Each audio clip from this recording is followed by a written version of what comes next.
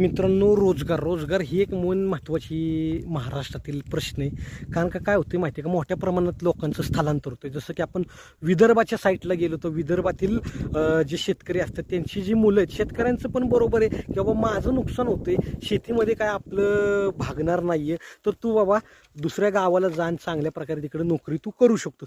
ह्याच्यामुळे मोठ्या प्रमाणात जे तरुणांचं आहे ते स्थलांतर होते. पुणे, मुंबई, जसं की संभाजीनगर अशा मोठमोठ्या ज्या सिटी आहेत, नाशिक या ठिकाणी त्यांचं स्थलांतर होते.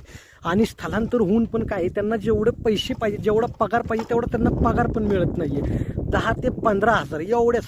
आणि एवढ्यामध्ये कुणाचंही भागत नाही आहे. त्या मुलाचं फ्युचर, त्या मुलाचं भविष्य, याच्यानंतर त्याच्या मुलांचं भविष्य हे एकदम अंधारात गेल्यागतच होणार आहे मित्रांनो. कारण का काय होणार आहे, तू ज्यावेळेस बाहेरच्या ठिकाणी जातो तर त्याचं खाणं पिणं राहणं याच्यात जवळजवळ 7-8 हजार रुपये राहत असेल तर तो घरी काय पाठवणार, घरच्यांना काय खायला घालणार आहे. आणि तिकडच्या साईडला तर त्यांच्या शेतीनं